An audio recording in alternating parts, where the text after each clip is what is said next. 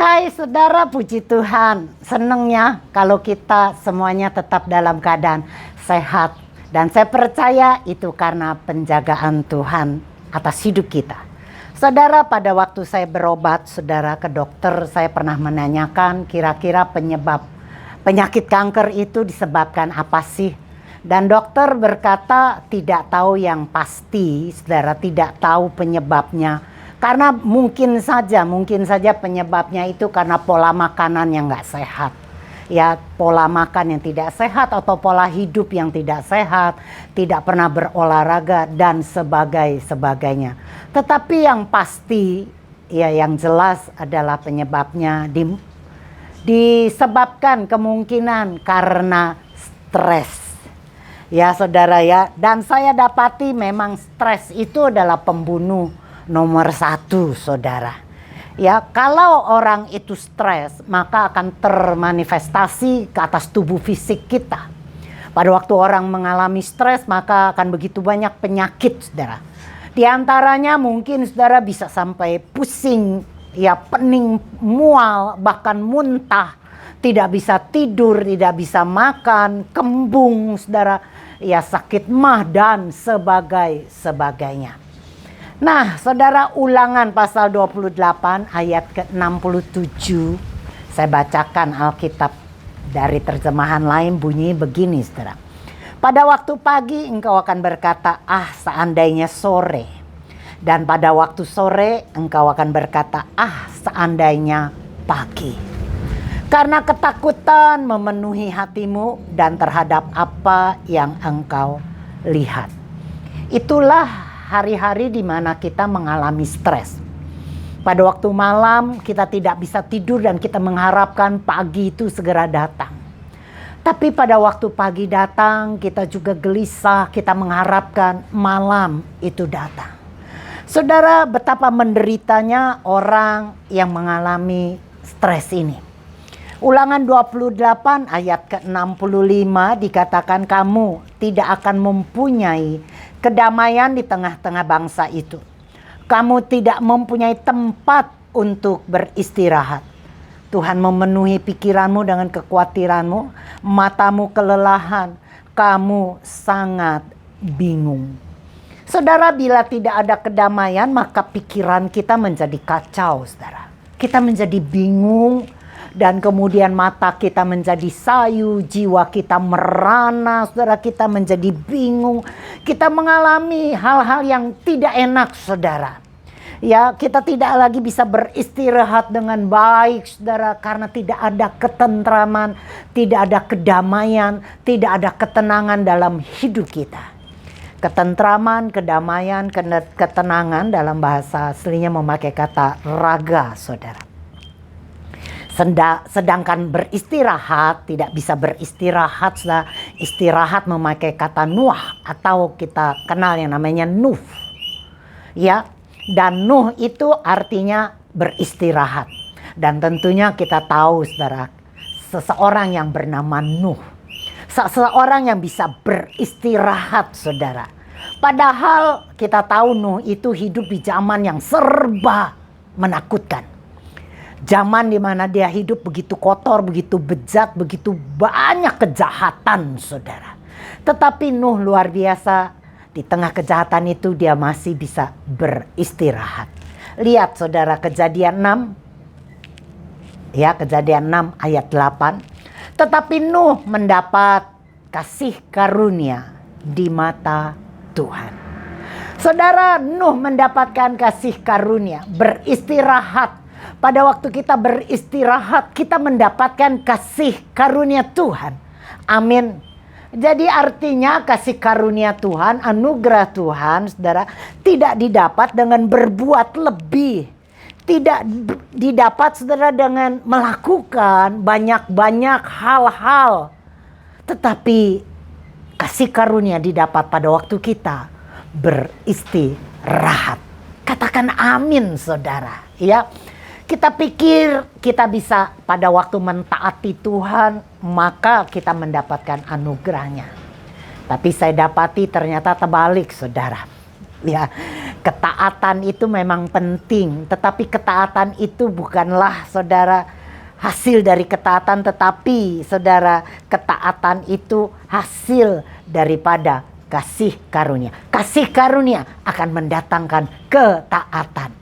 Jangan dibalik, ketaatan mendapatkan kasih karunia, bukan, tapi kasih karunia akan menghasilkan ketaatan. Waktu kita mendapatkan kasih anugerah Tuhan, maka kita bisa melakukan taat. Kita bisa melakukan ketaatan akan seluruh perintah Tuhan.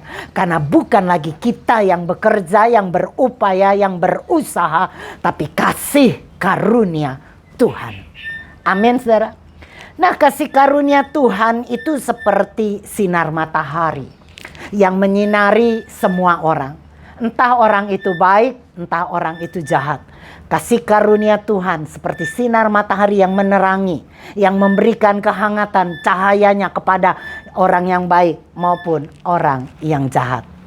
Sinar matahari tidak membeda-bedakan. Kasih karunia juga tidak membeda-bedakan. Itu sebetulnya tidak layak didapat oleh kita, orang-orang yang jahat. Tapi yang namanya anugerah, namanya kasih karunia diberikan pada orang-orang yang tidak layak. Amin, saudara. Sinar matahari itu gratis dan berlimpah. Dan saudara, sinar matahari itu ya bisa menyinari kamar kita pada waktu ada jendela. Dan kita bisa buka jendela, maka sinar matahari masuk ke dalam rumah kita, masuk ke dalam kamar kita. Jendela tidaklah saudara membuat matahari itu berkurang atau bertambah. Dia tetap bersinar. Tapi jendela hanya mengizinkan sinar matahari itu masuk. Begitulah jendela itu saya sebut sebagai iman, saudara. Ya, iman saudara tidak membuat semuanya yang sudah Tuhan kerjakan. Iman itu saudara ya hanya mengizinkan anugerah Tuhan terjadi atas hidup kita. Pada waktu kita beriman, pada waktu kita percaya, maka saudara ya kita mengizinkan mujizat anugerah kasih karunia berlaku atas hidup kita.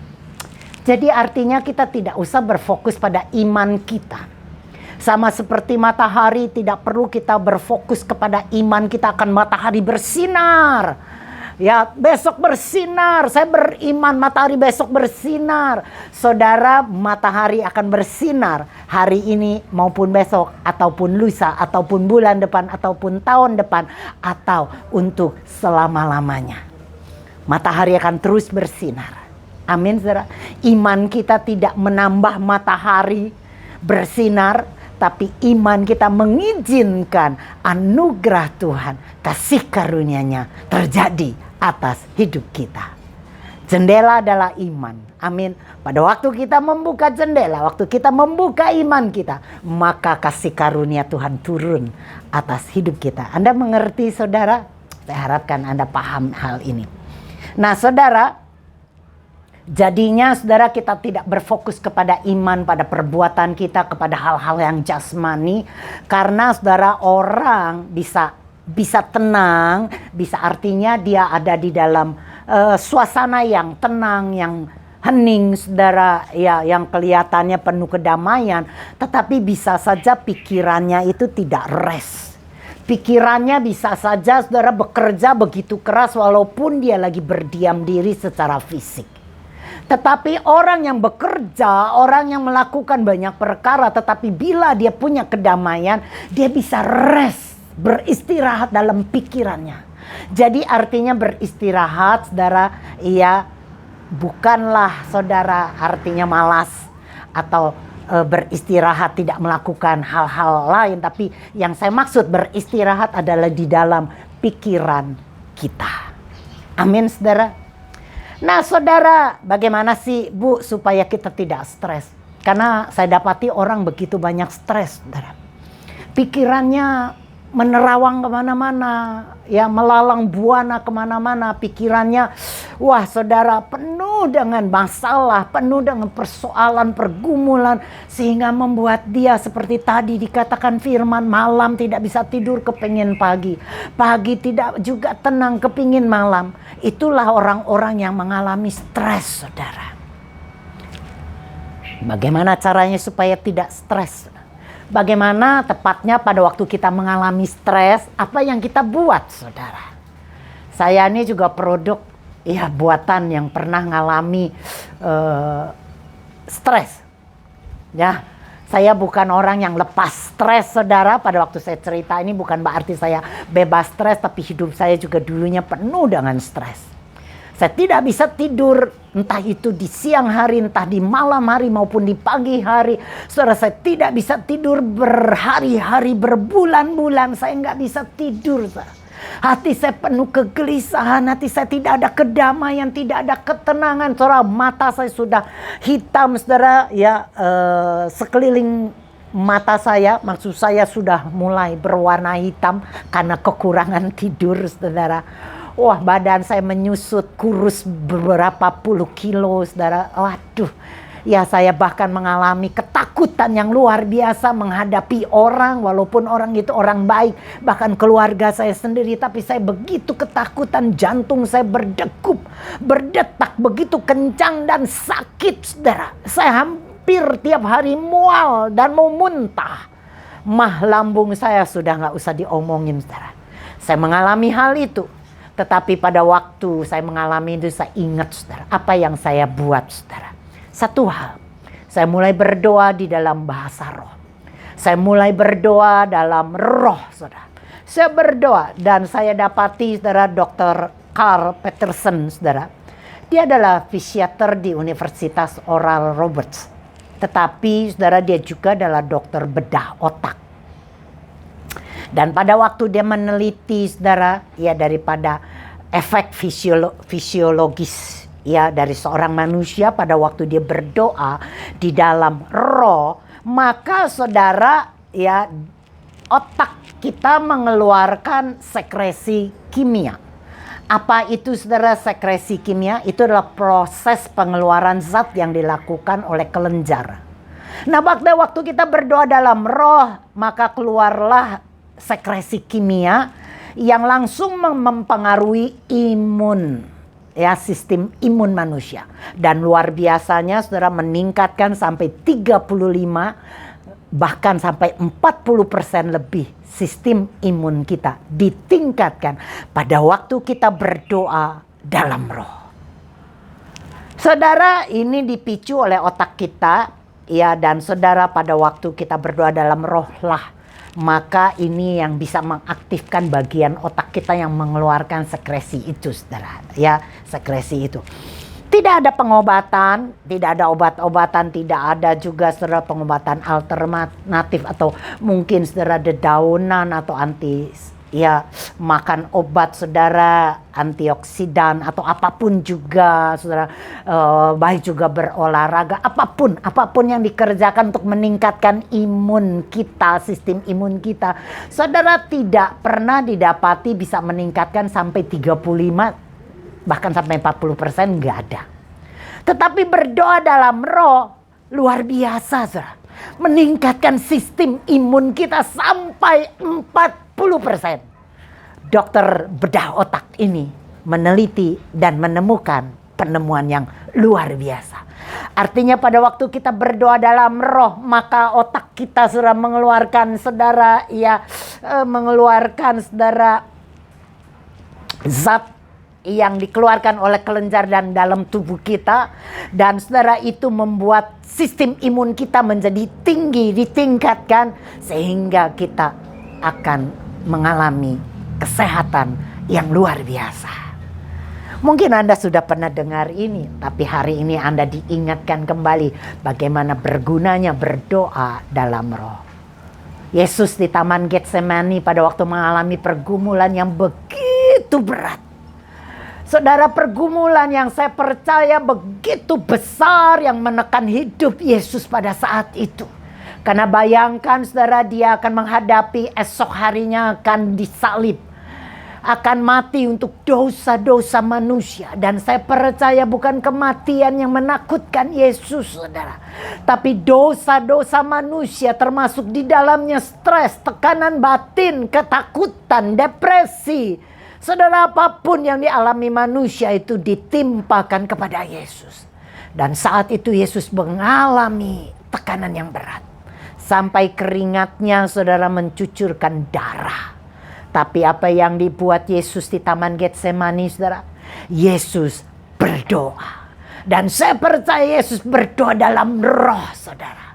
Saudara, inilah yang juga perlu kita buat pada waktu kita mengalami tekanan, waktu kita mengalami stres. Berdoalah di dalam roh.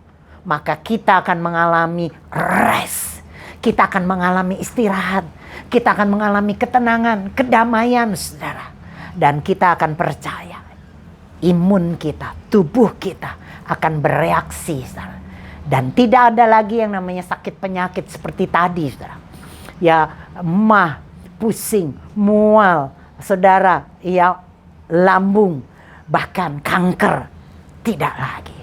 Saya boleh didapati kanker saat ini, kemungkinan akibat dari tekanan-tekanan hidup saya yang cukup berat. Stres yang saya alami berkepanjangan saudara, yang mungkin menyebabkan tubuh ini bereaksi saudara, sehingga sel-sel yang ada di tubuh saya tidak lagi bisa terkendali dan muncullah sel-sel kanker. Tapi pada waktu saya mengetahui ini saudara, dulu saya mengetahui ini saudara, saya berdoa dan sampai hari ini saya berdoa dalam roh saya. Waktu saya mengalami sakit, saya berdoa, saya perkatakan dengan mulut saya, karena mulut kita punya kuasa. Saya perkatakan saya tidak lagi mengalami ketakutan, karena Tuhan memberikan kepada saya bukan roh ketakutan, tapi roh kasih, ketertiban saudara, amin, kekuatan. Dan saya berdoa bagi Anda yang saat ini mengalami stres, tekanan hidup, depresi. Saudara, mari kita beristirahat di dalam Tuhan. Tenangkan hidupmu, pikiranmu, dan bersandar penuh kepada kasih-Nya. Pada waktu engkau percaya kepada Dia yang tidak akan pernah meninggalkan kita, maka kita akan mengalami Nuh, bisa beristirahat saudara. Dan caranya yang mudah saja, pada waktu kita mengalami tekanan batin, kita tarik nafas, kita beristirahat. Amin. Saya berdoa biar kiranya Anda boleh dipenuhi dengan kedamaian yang daripada Tuhan. Amin saudara.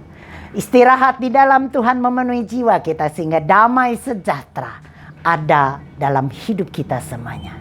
Shalom bagi Anda, shalom bagi Indonesia, shalom bagi kita semua. Amin.